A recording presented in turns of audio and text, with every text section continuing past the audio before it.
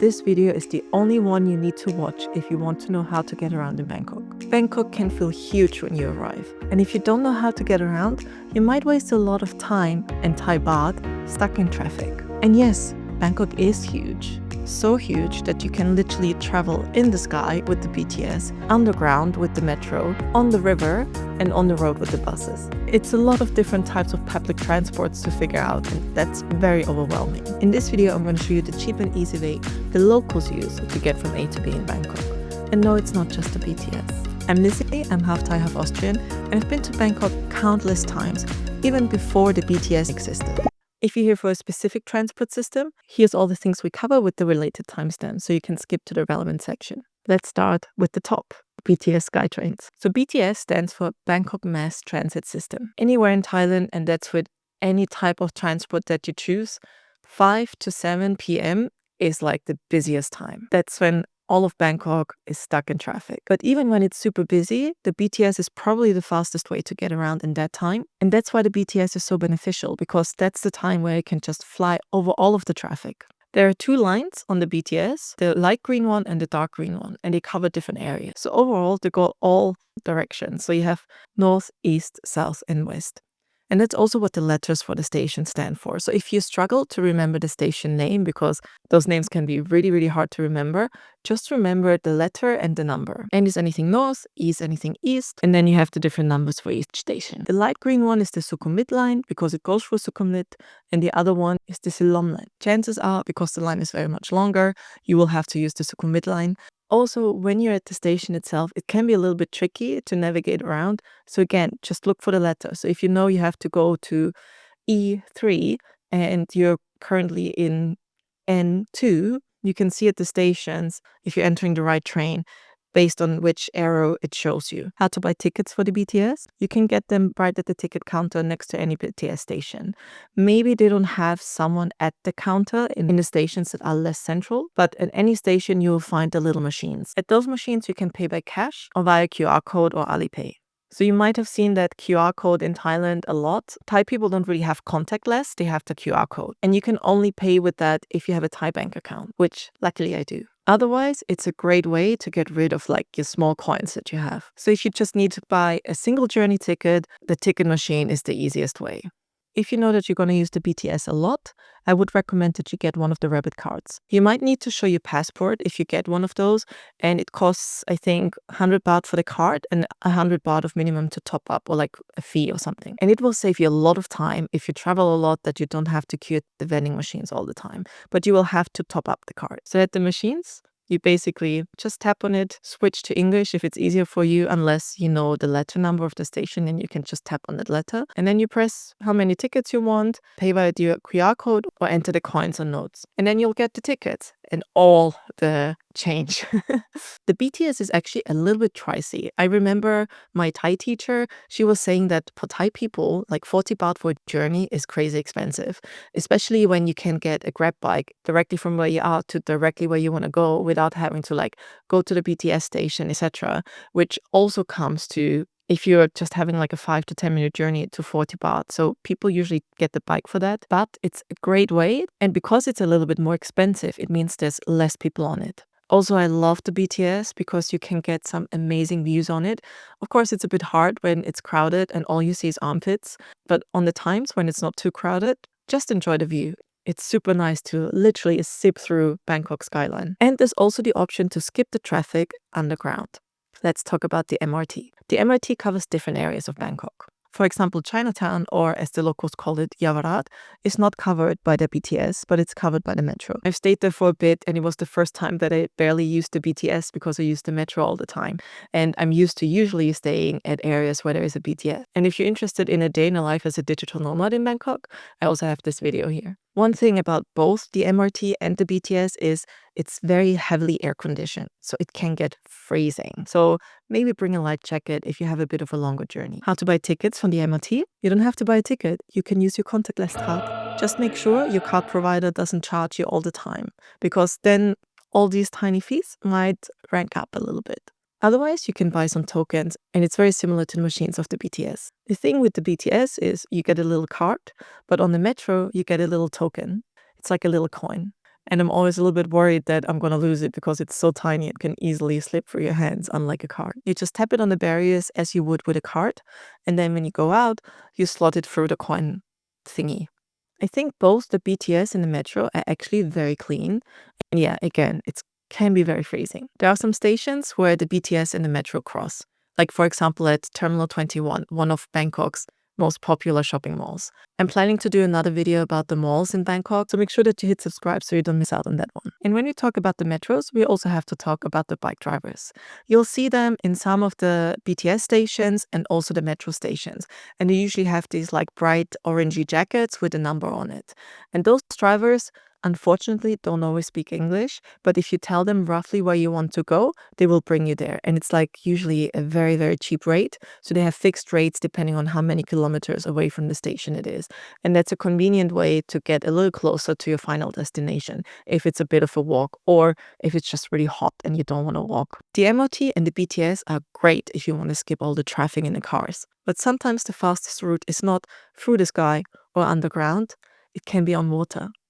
Let's talk about my favorite way of traveling in Bangkok. There are several riverboats, and I find it a little bit tricky to navigate around them. There are different flags, which mean different price classes. There's like the tourist boats, which are around 40 baht, but you can find boats for about 5 baht.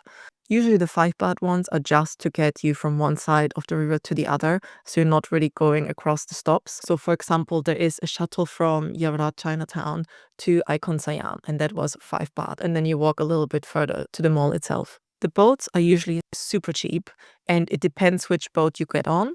The easiest way is to just ask anyone who's at the counter there, tell them where you want to go, and they will help you. The closer you are to a tourist destination, the more likely it is that they speak English. And the riverboats are the best one if you want to do a temple tour. So I highly recommend it if you want to go to Wat Arun.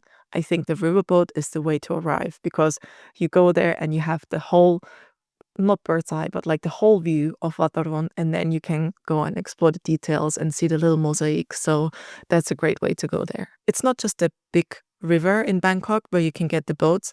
There are also some canal boats which are super fast and super fun. And there I just go on a day where I have no plan. I just pick any boat and I just drive wherever. And it's just fun. It's just very scenic. It's beautiful and it's nice.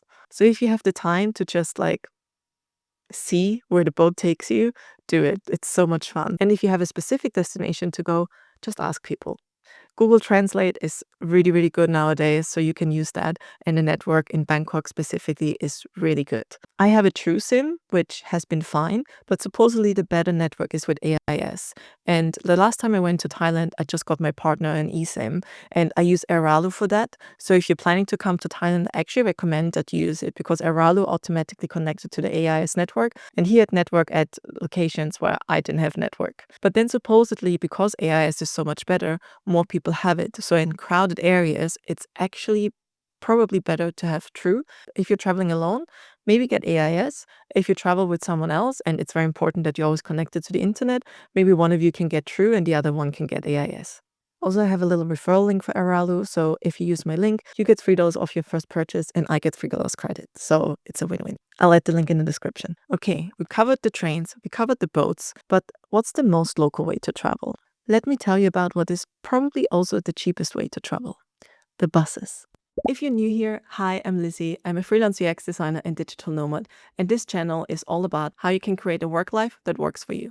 So I usually talk about freelancing and entrepreneurship, like in the Freelance Blueprint podcast. I also talk about being a digital nomad and all the things that you can do while you're traveling, like in this video. So if these topics are things that you're interested in, don't forget to hit subscribe. It is the cheapest way. It starts from 8 baht per journey, but it also can be the slowest because, again, Bangkok traffic. In some areas, the buses get a bit of a special lane, so they can be a little bit faster than if you take a taxi. But again, it's still depending on traffic. It can also be stressful because not every station shows you when the next bus is coming. So you're not sure, are you staying at the right stop? And is the bus going to come? Maybe you're also not sure when to hop on and when to hop off. But Google Maps has actually been pretty accurate when I've been using it for the buses in Bangkok. So if you need to make sure how to know where you're going, ask the people at the bus stop or ask when you get on the bus. So usually there's the driver who just drives, don't bother him, but there's an assistant in there. And I don't know how you call that person, but that's the person that will have like this round little metal thing and clunk with the coins, and they know exactly which route the bus is going. And if you tell them the destination that you want to go to, they will tell you the right bus number also. Again, as always, AC can be super freezing, and the AC buses are usually the smaller bluish ones. They cost 15 baht per journey, and the red buses, the big ones, are without AC. They are like 8 baht.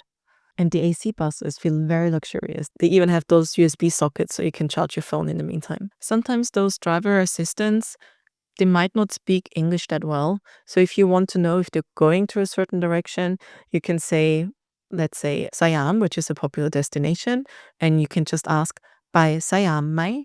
Think of it as like by, and then the destination you want to go to, and my. By, destination, my. If you want to remember it. By Siam mai. It's a tonal language, so it's a little bit more, instead of saying by, it's like by. And then instead of my, which again is like, we don't really say a tone with that, where it's like my. Well, there are like 5 different mice, so I'm not very sure if I'm saying the right one. Or you can just like enter to Google Translate. That might be easier. But if you want to know some very basic Thai to get around, I also have this video with some interesting memory hacks where you can hopefully get around Thailand in a little bit more of a fun way and local way because you know a couple of words. The buses are super cheap and you don't need to buy a ticket up front. You literally just hop on the bus and then you have the assistant with like this metal thing and they will come to you. They will ask you where you want to go and then you pay the ticket. And then you get a little paper slip like this. Also, depending on where you are, you might get a lot of information about which buses go where. Or you might just get like a dodgy little side note. What to expect when you're inside the bus? Don't talk to the driver. Also, it's a great way to get rid of your coins. Make sure that you have small change when you travel in the buses. Like maybe they can break a 100 baht note, but I think it will be a little bit tricky. So make sure that you have small coins. Maybe just go to 7-Eleven and break one of your notes before. Maybe you've also seen shuttles like this. They're not as common in the central of Bangkok, but you might see them more in the countryside. Well, not countryside, Bangkok is still huge, but like in the outskirts of Bangkok. So for example, near where my aunt is, she just uses one of those shuttles to go to work because she knows that that shuttle is on the way to the metro station and she just has to hop off before that. Those are the very, very local way to travel. You don't find these shuttles on Google Maps either. And it's usually the same people using the same roads every single day on these ones. But I think they deserve a special mention that you should know that they exist and maybe you manage to get on them. Maybe you can just like hop on and see where it goes because you don't really know. Like, I don't know if there's like a network system for it or if people just know that this one goes to that destination because they've taken that same shuttle every single day for the past 10 years. But feel free to approach them and hop on, see what happens. Let's talk about the airport transports very quickly.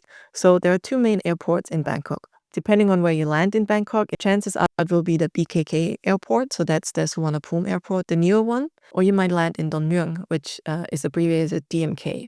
Don Mueang is in the north of Bangkok and Suvarnabhumi is in the east. Suvarnabhumi has the airport link and I think it's like, I don't even remember. I think it's like 40, 50 baht. It's incredibly cheap and it goes all the way from the airport directly to Phaya Thai. And it has a couple of stops in the way. It can get very busy. There you get a token like in the metro. It's like this coin. And I've used it so many times. I've never had issues with it. If you don't have too much luggage, I would definitely recommend you to take that train because 1, it's so much cheaper and chances are it will be so much faster because again, Bangkok traffic, especially if you might arrive past 4 p.m., 100% take the airport link. Also, it's better for the environment than the private taxi. There's also a train from Don Mueang Airport to central Bangkok. I tried to take it, but then I aborted the mission because it would have been just way longer to get to the final destination. Like Google Maps initially showed we can take that train, but then maybe we might have just missed it because it told us, oh, we have to get the train here and then we have to get the metro there. And overall, the journey would have been 1.5 hours instead of 20 minutes in the taxi. We arrived pretty late. I think it was like 10 or 11. So maybe the train doesn't go as frequently anymore. And also that means there's less traffic. So I was like, yeah, let's take the taxi. We have too much luggage. So I actually never took the train. But yeah, if you want to take it, you just follow the signs to the train and go all the way there. Maybe we actually went to the wrong station because they told us like this is one of the main train stations. I think you could get the train from there to Chiang Mai. So maybe we're just at the wrong one, but we couldn't find it. And Google Maps told us it was there. So if you know where the stop is, or maybe we were at the right stop, but we just missed the train, I'm very curious because I do want to try the train at some point, but I do think from Don Mueang it's very convenient to just take a taxi because you have the tollway and then you're at your destination usually very, very fast. All right, I know this video is about public transport, but it's also worth to note the alternatives that you have in Bangkok. So one of them is the taxis, and that can be Uber, Grab, and Bolt. Bolt usually is the cheapest, but I heard that Grab pays their drivers better. Uber is already like, do you really want to support more of America? I didn't say that. I highly recommend that when you're in Bangkok that you use the local taxis, the meter taxis. They actually end up cheaper even than Bolt sometimes. Just make sure that you don't opt for a fixed price with the driver. Always make sure that they turn on the meter reader. Some of them won't, but there are still some good taxi drivers out there. So if you ask them, are you going to go with the meter? And they say yes, take that one. You can also use Grab and Bolt for motorbikes, and it's not for the light-hearted in Bangkok because you will have the driver just cross when a train is coming and the gate is closing, and yeah, they will just rush through it. Happened to me. I have proof. If you care about your life, that yeah, maybe you stay with safer options. I hope my dad isn't watching this. Now you know everything you need to know about public transport in Bangkok. So let me just summarize some final tips. 1. Bring a light jacket if you travel for a long time because the AC can go crazy. 2. You can mix transport types. Like you don't just have to stick to the BTS. Maybe it's faster to hop on a boat or to take the bus. 3. Avoid the peak times, anything from 7 to 9 a.m. and 5 to 7 p.m. And 4. Always have small change. Take any coins with you that you have, any like 20 baht, 50 baht notes, and you're ready to go. I hope you found this video useful. If you liked this video, please leave a thumbs up. Maybe you even want to subscribe for more information about Thailand. And if you're watching this video, it means you're coming to Bangkok, you're coming to Thailand. So you might want to watch this video next. Thank you so much for watching, and I'm gonna see you in the next video.